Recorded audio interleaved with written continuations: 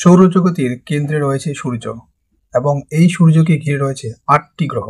সূর্যের সবথেকে কাছের গ্রহের নাম হলো বুধ। এর দূরত্ব ৫.৮ কোটি কিমি।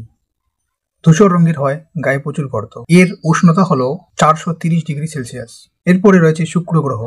এটি পৃথিবীর সবথেকে কাছের গ্রহ। সূর্য থেকে এর দূরত্ব ১০.৭ কোটি কিমি।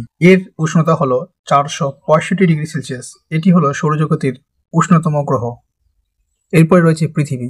সূর্য থেকে পৃথিবীর দূরত্ব ১৫ কোটি কিমি।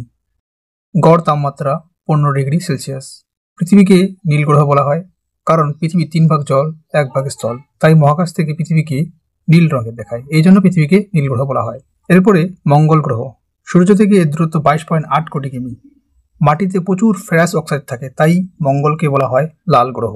সৌরজগতের সবথেকে বড় গ্রহের নাম হলো বৃহস্পতি। সূর্য থেকে দূরত্ব ৭৭.৮ কোটি কিমি। এর তাপমাত্রা -১৫০ ডিগ্রি সেলসিয়াস। শনি। সূর্য থেকে এর দূরত্ব হলো ১৪২.৭ কোটি কিমি। এর তাপমাত্রা -১৮৪ ডিগ্রি সেলসিয়াস।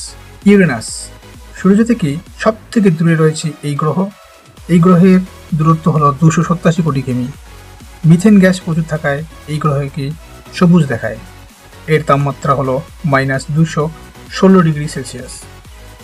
নেপচুন। এটি হলো সৌরজগতের সব থেকে দূরের গ্রহ। সূর্য থেকে এর দূরত্ব হলো ৪৪৯.৭ কোটি কিমি। তাপমাত্রা প্রায় -২১৪ ডিগ্রি সেলসিয়াস। মিথেন ও হিলিয়াম গ্যাস বেশি থাকায় এই গ্রহকে নীল দেখায়।